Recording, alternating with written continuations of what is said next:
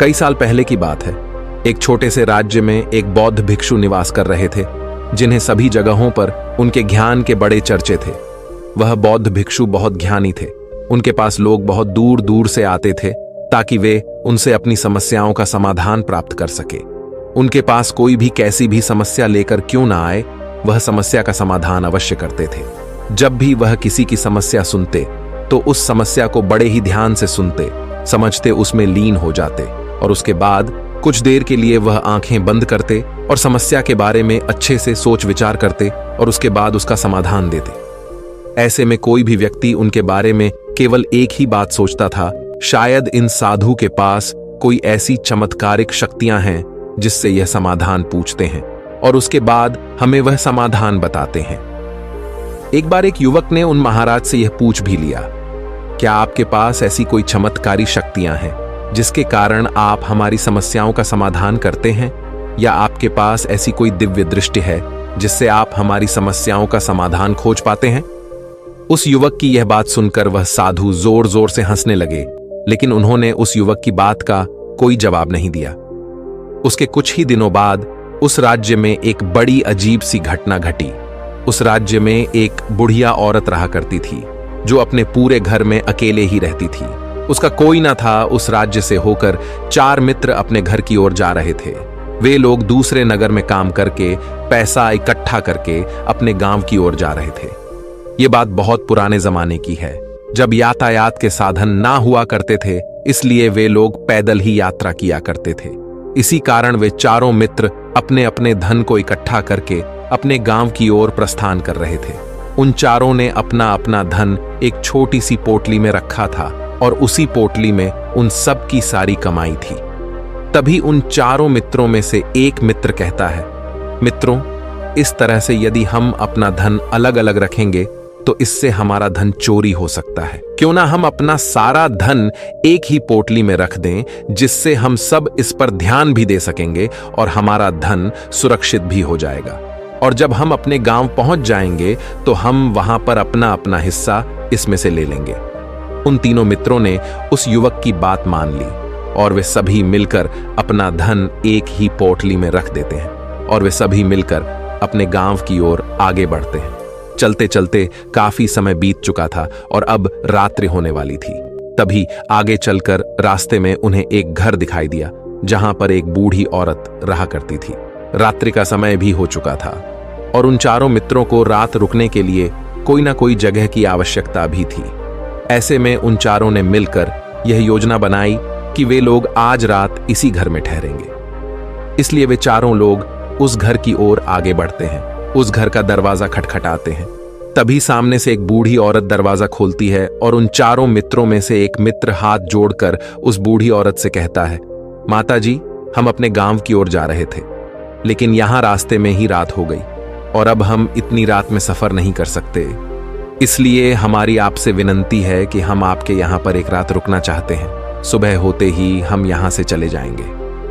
उस बूढ़ी औरत ने काफी देर सोच विचार किया और उसके बाद वह बूढ़ी औरत कहती है, ठीक है, तुम सभी आज रात के लिए यहां पर रुक सकते हो। मुझे कोई दिक्कत नहीं, मैं खाना बनाने जा रही हूं। कहो तो तुम लोगों के लिए भी बना दूं। उन चारों ने सहमति जताते हुए कहा, हाँ बिल्कुल। उसके बाद उन चारों मित्रों ने धन की पोटली उस बूढ़ी औरत को थमा दी और कहा, माता जी, इस पोटली में हमारे साल भर की कमाई है। हम चारों ने अब तक का अपना सारा कमाया हुआ धन इसी पोटली में रखा है और अब हम इसे आपको सौंपते हैं, क्योंकि यह हम चारों से ज्यादा आपके पास सुरक्षित होगा। हम बस इतना चाहते हैं कि यदि हम चारों में से कोई एक व्यक्ति से लेने आए तो आप इस पोटली को उसे मत देना जब तक कि हम चारों एक साथ इस पोटली को लेने न आए। तभी वह बूढ़ी औरत कहती है, ठीक है बेटा, यदि तुम चारों एक साथ आओगे तभी मैं इस पोटली को आपको सौंपेंगे। और वैसे भी आप लोग तो सुबह यहां से चले जाने वाले हैं। मैं आपको सुबह ही यह पोटली थमा दूंगी। वह धन की पोटली उस बूढ़ी औरत को थमाकर चारों मित्र निश्चिंत हो जाते हैं कि अब उनका धन सुरक्षित है और वे लोग खाना खाकर सो जाते हैं। अगली सुबह जब वह चारों उठते हैं तो सभी लोग अपनी आगे की यात्रा के लिए तैयारियां शुरू कर देते हैं। उन चारों नौजवानों में से एक नौजवान थोड़ा सा बदमाश था। वह अपने उन तीनों मित्रों से कहता है, भाइयों, इस बूढ़ी औरत ने हमारी रात भर खातिरदारी की है, हमें अच्छा भोजन खिलाया, सोने के लिए अच्छी जगह दी, रात भर यहां सर छुपाने के लिए एक अच्छा मकान दिया, और हमने अब तक उसके लिए कुछ नहीं किया। वह बूढ़ी औरत अकेले ही खेतों में काम कर रही है। क्या हम सभी यहां से जाने से पहले इस बूढ़ी औरत की मदद नहीं कर सकते? उस बदमाश नौजवान ने मन ही मन यह योजना बना ली थी कि वह किसी तरह से भी उस बुढ़िया से पोटली हासिल करके ही रहेगा। बाकी के तीनों मित्र उसकी बातों में आ जाते हैं और वे सभी मिलकर उस बुढ़िया की मदद करने अर्थात खेतों में काम करने के लिए चल पड़ते हैं। वे सभी मिलकर खेतों का काम कर ही रहे थे कि तभी वह बदमाश नौजवान अपने बाकी तीनों मित्रों से कहता है, मित्र, मुझे जोरों की प्यास लग गई है, मैं जरा उस बूढ़ी औरत से पानी मांगकर लाता हूं। वह बाकी मित्र भी अब काफी थक चुके थे, उन्हें भी जोरों की प्यास लगी थी, इसलिए वह तीनों मित्र उसे वहां से जाने की अनुमति दे देते हैं। जैसे ही वह बदमाश उस बूढ़ी औरत के पास पहुंचता है, वह उस बूढ़ी औरत से कहता है, माता जी, अब हम यहां से जा रहे हैं, कृपया करके हमारे धन की पोटली हमें वापस दे दें। इस पर वह बूढ़ी औरत कहती है, नहीं नहीं, जब तक तुम चारों एक साथ ना हो तब तक मैं वह पोटली किसी को नहीं दे सकती। तुम्ही ने तो कहा था कि जब तक हम चारों एक साथ ना हो तब तक यह पोटली किसी को नहीं देनी है। तभी वह बदमाश उन तीनों की तरफ इशारा करते हुए कहता, हे लाओ। उन तीनों ने सोचा कि हमारा मित्र हमारे लिए पानी लाना चाहता है, इसलिए वह हमसे आज्ञा मांग रहा है। तभी उन तीनों मित्रों ने इशारे में उस युवक से कहा, हाँ हाँ ठीक है, ले आओ। ये देख, उस बुढ़िया को यह लगने लगा कि अब ये चारों यहां से जा रहे हैं और ये अपनी पोटली मांग रहे हैं, इसलिए उस बुढ़िया ने वह कोटलाकर उस बदमाश के हाथों में रख दी और वह बदमाश उस पोटली को लेकर वहां से चला गया और बाकी के तीनों मित्र अपने खेत के काम में व्यस्त हो जाते हैं। कुछ देर के बाद जब वह तीनों खेत का काम करके वापस लौटते हैं और बुढ़िया से कहते हैं, माता जी, हमारा मित्र जो यहां पानी पीने आया था वह कहाँ गया? इस पर वह बुढ़िया कहती हैं, क्या वह पानी पीने आया था? पर वो तो कह रहा था कि हम चारों जा रहे हैं, कृपया करके हमारे धन की पोटली हमें थमा दें। तब तीनों बड़े आश्चर्य होकर उस बुढ़िया से कहते हैं, माता जी, हमने भला कब कहा वह पोटली मांगी थी? हमें तो प्यास लगी थी और हमने पानी के लिए इशारा किया था। तभी बूढ़ी औरत उन तीनों से कहती हैं, परंतु अब तो वह पोटली लेकर जा चुका है। तभी वह तीनों मित्र सर पकड़कर रोने लगते हैं और कहते हैं, माता जी, उसमें हमारा सारा कमाया हुआ धन था जो वह अकेले लेकर भाग चुका है। हमने तो आपको कहा था कि जब तक हम चारों एक साथ ना आए तब तक आपको वह पोटली किसी को नहीं देनी है, फिर आपने ऐसा क्यों किया? इसमें आप ही की गलती है। हमने आपको उस पोटली की हिफाजत के लिए रखा था और आपने उसे एक ऐसे आदमी के हाथों में दे दिया जिसने हमारा सारा धन हमसे लूट लिया। हम बर्दाश्त नहीं करेंगे, हम राजा के पास जाएंगे और राजा से आपकी शिकायत करेंगे, न्याय की मांग करेंगे। अब तो इस बात का राजा ही फैसला करेंगे। तीनों नौजवान क्रोधित होकर राज दरबार में पहुंच जाते हैं और अपनी सारी समस्या उन राजा को बता देते हैं। जब वह राजा उन तीनों नौजवानों की बात ध्यानपूर्वक सुनता है तो वह तुरंत ही उस बुढ़िया को राज दरबार में पेश होने का आदेश देता है। राजा के आदेश पर राजा के सैनिक तुरंत ही उस बूढ़ी औरत को राज दरबार में पेश करते हैं और राजा भरी दरबार उस बूढ़ी औरत को दोषी करार कर देता है और कहता है, तुम्हें वह पोटली उस अकेले व्यक्ति को नहीं देनी चाहिए थी। जब उन्होंने तुमसे कहा था कि जब तक वह चारों एक साथ उस पोटली को लेने ना आए तब तक तुम्हें वह धन किसी को नहीं देना चाहिए था। इसमें तुम्हारी गलती है और अब तुम्हें इसका हर्जाना भरना होगा, तुम्हें इनका धन लौटाना होगा। राजा का यह आदेश सुनकर बूढ़ी औरत फूट फूट कर रोने लगती है और राजा से मदद की गुहार लगाती है और कहती है, हे राजन, मैं तो एक बूढ़ी औरत हूं और मेरे पास इतना धन नहीं है और ना ही मेरे घर में कोई ऐसा है जो धन कमाता हो। मेरे पास इतना धन नहीं कि मैं इनका धन लौटा सकूं। मैं तो अकेली हूं, बेसहारा हूं, कृपा करके मुझ पर रहम करे। लेकिन राजा उस बूढ़ी औरत की एक नहीं सुनता। वह बूढ़ी औरत रोते हुए अपने घर की ओर जा रही थी। ये सोच रही थी कि आखिर में इतना धन कहां से लाऊं, कि कैसे मैं उन लोगों का यह धन उन्हें लौट आऊंगी। मेरे पास इतना धन नहीं है, मैं क्या करूं, कैसे करूं, कहां से लाऊं इतना धन? यदि मैंने उनका धन नहीं लौटाया तो मुझे राजा मार डालेगा। वैसे भी मेरी ही गलती है। जब उन चारों ने मिलकर मुझसे कहा था कि जब तक हम चारों एक साथ ना आए तब तक वह पोटली किसी को नहीं थमानी है, फिर भी मैंने वह पोटली केवल उस एक व्यक्ति को थमा दी। इसमें गलती तो मेरी ही है। वह रोते रोते ये सारी बातें सोचते हुए अपने घर की ओर जा रही थी।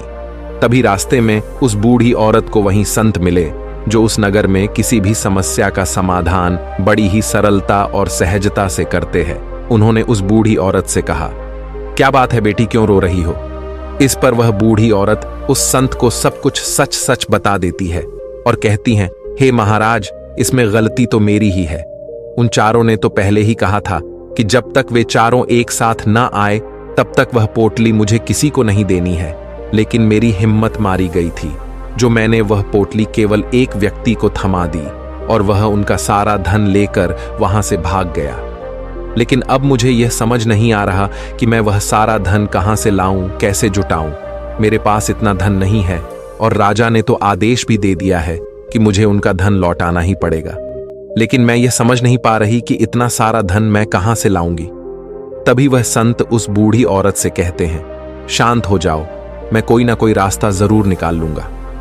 इतना कहकर वह संत वहीं पर बैठ जाते हैं, ध्यान करने लगते हैं। कुछ देर के लिए आंखें बंद कर सोचते हैं, विचार करते हैं। मौन रहकर वह समस्या का समाधान निकालते हैं और उसके बाद वह उस बूढ़ी औरत से कहते हैं, बेटी, राजा ने फैसला किया है, वह बिल्कुल गलत है।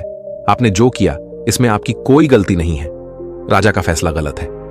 उन संत के इतना कहने पर बूढ़ी औरत चुप हो गई और यह सोचने लगी कि आखिर राजा का फैसला कैसे गलत हो सकता है। राजा तो सभी के लिए न्याय ही करते हैं और वह कभी किसी का बुरा नहीं करते। फिर आखिर आज राजा का फैसला कैसे गलत हो गया? उन संत और उस बुढ़िया की बात आसपास के खड़े लोग सभी लोग सुन रहे थे और वे लोग भी बड़े अचरज में थे, क्योंकि राजा का फैसला कैसे गलत हो सकता है। राजा ने तो बिल्कुल सही फैसला लिया है। इस बूढ़ी औरत ने ही गलती की है, उन चारों का धन केवल एक ही को थमा दिया। ऐसे में इस बुढ़िया को उनका धन तो लौटाना ही चाहिए। राजा ने गलत फैसला कहा किया है। तभी वह संत उस बूढ़ी औरत से कहते हैं, जाओ और राज दरबार में कह दो कि हे राजन, आपका फैसला गलत है और सही क्या है, गलत क्या है, इसका फैसला मैं करूंगा। पहले तो बूढ़ी औरत इतनी हिम्मत ही नहीं जुटा पा रही थी कि वह राज दरबार में जाकर भरे राज दरबार में राजा को यह कह सके कि राजन, आपका फैसला गलत है। लेकिन जैसे तैसे उसने हिम्मत जुटाई और वह वापस राज दरबार लौटी। उसने डरते हुए भरे राज दरबार राजा से बड़ी थर्राती आवाज में कहा, हे राजन, आपने जो फैसला किया है वह फैसला गलत है। इतना कहकर उसने राजा को सारी बात सच सच बता दी। उस बूढ़ी औरत की बात सुनकर राजा बहुत क्रोधित हुआ। राजा ने उस बूढ़ी औरत से कहा, कौन है वह संत जिसने मेरे फैसले को गलत बताया है? क्या उन्हें नहीं लगता कि मैंने सही निर्णय लिया है? मैं हर रोज कई निर्णय लेता हूं, कई फैसले करता हूं, लेकिन आज तक कभी किसी ने मुझसे यह नहीं कहा कि मेरा फैसला गलत है। यदि उन संत ने मुझे सही फैसला न सुनाया, उन्हें फांसी की सजा दे दूंगा। यह बात पूरे नगर में फैल गई। सभी लोग यह जानने के लिए हैरान थे कि आखिर वह साधु ऐसा कौन सा फैसला सुनाने वाले हैं जो राजा से भी उचित होगा, जिसमें सबके लिए न्याय होगा। राजा ने अपने सैनिकों को तुरंत ही आदेश दिया कि जाओ और संत को राज दरबार में लाओ। राजा की आज्ञा के अनुसार वे सैनिक तुरंत ही उन संत को लेने के लिए निकल पड़े। वे लोग कुछ ही देर बाद उन संत को लेकर राज दरबार पहुंचे। राज दरबार में सभी लोग उपस्थित थे और सभी लोग उन संत के फैसले का इंतजार कर रहे थे। उन संत को देखकर राजा कहता है, महाराज, आपको ऐसा क्यों लगता है कि हमने जो फैसला किया है वह गलत है? इस बुढ़िया ने यह वादा किया था कि वह चारों लोगों को एक साथ ही वह पोटली जमाएगी, फिर आखिर उसने अपना वादा क्यों तोड़ा? इसने यह गलती क्यों की कि इसने केवल एक ही को पोटली थमा दी और वह उनका सारा धन लेकर यहां से भाग गया? तो क्या इसमें इसकी गलती नहीं है? क्या इससे इनका धन नहीं लौटाना चाहिए? इस पर वह साधु बड़ी विनम्रता से राजा से कहते हैं, हे राजन, यह आपका फैसला था, लेकिन मैं आपसे कुछ कहना चाहता हूं। इस पर राजा कहता है, ठीक है, कहिए आप क्या कहना चाहते। इस पर वह साधु बड़ी विनम्रता से राजा से कहता है, हे राजन, जैसा कि वादा किया गया था कि पोटली एक साथ उन चारों को ही दी जाएगी, तो अभी तो ये केवल 3 है, चौथा कहां है? तो इनसे कहिए कि ये लोग यहां से वापस जाएं और अपने उस चौथे मित्र को यहां लेकर आए, तभी इनका धन वापस किया जाएगा। और वादा भी ऐसा ही किया गया था कि जब तक चारों लोग एक साथ ना हो तब तक उनका धन उन्हें नहीं लौटाया जाएगा। और यदि यह बूढ़ी औरत इन तीनों को धन लौटा देती है तो ये बूढ़ी औरत अपना वादा तोड़ देगी, और ये सही नहीं है। इसलिए यदि आप चाहते हैं कि इनका धन लौट आया जाए तो पहले इनसे कहिए कि ये लोग जाएं और अपने उस चौथे मित्र को यहां पर वापस ले आए। उस राजदरबार में हर कोई इस बात को सुनकर बहुत खुश हुआ। सभी ने उन संत की बहुत तारीफ की। राजा भी उन संत के इस फैसले से पूरी तरह से सहमत था। राजा तुरंत ही उन संत के सामने सिर झुका लेता है और हाथ जोड़कर उनसे कहता है, हे महाराज, आपका यह फैसला इतना सही कैसे हो सकता है? आखिरी बात मेरे दिमाग में आई क्यों नहीं? मैंने इस बात को इस तरह से सोचा क्यों नहीं? तभी वह साधु उस राजा से कहते हैं, हे राजन, आपके पास और भी काम होते हैं। आप दिन भर व्यस्त रहते हैं और आपको जल्दबाजी में फैसले लेने पड़ते हैं। आपने इस मामले को सुना समझा, लेकिन इसे देखने में आप गलती कर गए। इससे आपने केवल ऊपरी तौर पर देखा। आपने इसकी गहराई तक जाने का प्रयास तक नहीं किया। यदि आपने इस मामले की गहराई को देखा होता, समझा होता, तो आप भी इसी नतीजे पर आते। जब तक हम किसी मामले की गहराई तक नहीं जाते, तब तक हम उसका सही समाधान नहीं निकाल सकते। लेकिन हम में से अधिकांश लोग तो अपने फैसले केवल जल्दबाजी में लेना चाहते हैं, भले ही वह मामला कितना भी गंभीर क्यों ना हो। हमें तो बस अपना हक चाहिए, हमारा नाम होना चाहिए, भले ही फैसला हमारे लिए आगे चलकर हमारे लिए नुकसानदायी क्यों ना हो। लेकिन हम तो उस मामले की गहराई तक जाने के लिए सोचते तक नहीं। तभी वह राजा उन संत से कहता है, हे महाराज, क्या आपके पास कोई दिव्य शक्तियां हैं? क्या आपके पास ऐसी कोई चमत्कारिक शक्ति है जिसे आप सवाल करते हैं और बदले में वह आपको जवाब देती है, जिस कारण आप सटीक और सही समाधान बता पाते हैं? राजा की यह बात सुनकर वसंत मुस्कुराने लगे और राजा से कहते हैं, हे राजन, यह सवाल मुझसे कई लोगों ने पूछा है और मैंने कभी किसी का कोई जवाब नहीं दिया। लेकिन आप इस राज्य के राजा हैं, इसलिए मैं आपके इस प्रश्न का उत्तर देता हूं। आप में से कई लोगों को यहां ऐसा लगता है कि मेरे पास कोई ऐसी शक्तियां हैं जिससे मैं बात कर सकता हूं, जिससे मैं कोई भी समस्या का समाधान पा सकता हूं। लेकिन मैं आप लोगों को एक बात सच सच बता देता हूं, मेरे पास ऐसी कोई शक्तियां नहीं हैं। मैं तो केवल हर मामले की गहराई तक सोचता हूं, उस बात पर विचार करता हूं, और जब मैं विचार करता हूं तो मेरे सामने कई सारे समाधान आते हैं, और जो समाधान मेरे सामने आते हैं मैं उन पर भी विचार करता हूं, उनके बारे में भी गहराई तक जाता हूं। और जब मुझे लगता है कि इस समस्या का समाधान यही होना चाहिए, तभी मैं समाधान उस व्यक्ति को देता हूं ताकि वह अपनी समस्या का समाधान कर सके। अब आप ही सोचिए, आप जल्दबाजी में यह फैसला लेकर इस बुढ़िया का जीवन पूरी तरह से बर्बाद कर देते। हमारा पूरा जीवन केवल एक फैसले पर निर्भर करता है। यदि वह फैसला सही हुआ तो हमारा जीवन अच्छा बन जाएगा, और यदि वह फैसला गलत निकला तो हमारा जीवन नर्क से भी बदतर हो सकता है। इसलिए यदि आप सही और सटीक फैसला लेना चाहते हैं तो आपको मौन रहना सीखना पड़ेगा। मौन रहकर उस पर विचार करना सीखना होगा, क्योंकि हमारे फैसले ही हमारा भविष्य तय करते हैं, हमारी जिंदगी का अगला पड़ाव तय करते हैं। फिर चाहे वह फैसले छोटे हों या बड़े, वे ही हमारी जिंदगी को निर्धारित करते हैं। इसलिए सबसे पहले हमें सही फैसले लेने के लिए मौन रहना सीखना आवश्यक है, उन पर विचार करना आवश्यक है। और जब आप ऐसा करते हैं तो आपके सामने एक ही समस्या के कई सारे समाधान निकल कर आते हैं, और जब आप उन पर गौर करेंगे तो आपको यह समझ में आएगा कि उन फैसलों का समाधान कैसा होना चाहिए, कि समाधान से आपको क्या फायदा होगा और क्या नुकसान होगा, या उस समाधान पर सोच और विचार करने पर ही आप उसे समझ सकते हैं। और तभी आप यह निर्णय भी ले सकते हैं कि क्या यह समाधान उचित रहेगा या नहीं। और यह सब संभव हो सकता है यदि हम कम बोलना शुरू करें, अब पूरी तरह से मौन हो जाए। इसका अर्थ यह है कि आप भीतर से शांत हो जाएं, और जब आप भीतर से शांत होने लगते हैं तो आपका मन स्पष्ट होने लगता है, साफ होने लगता है, और आप किसी भी चीज पर सोच विचार कर सकते हैं।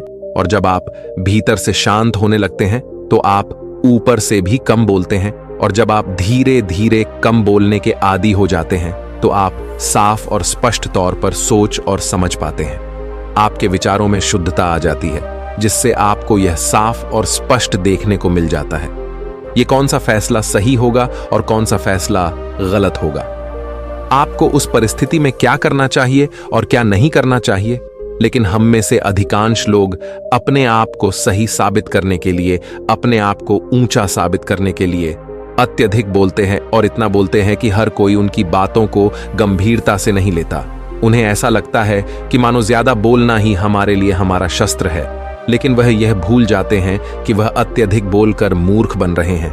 लोग हमारा मजाक बनाते हैं, हमें मूर्ख समझते हैं, हमसे दूर रहने लगते हैं क्योंकि उन्हें हमारी बक बक अच्छी नहीं लगती।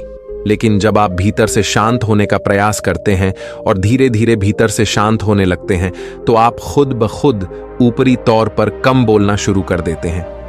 इससे आपके मन में, आपके मस्तिष्क में एक साफ और स्पष्ट विचार उत्पन्न होते हैं और आप अपने आप को साफ स्पष्ट तौर पर समझ पाते हैं, देख पाते हैं आपको कब, क्या, क्यों और कितना बोलना चाहिए और आपको कब, कैसे, क्यों, किस तरह से कौन सा फैसला लेना सही है या नहीं।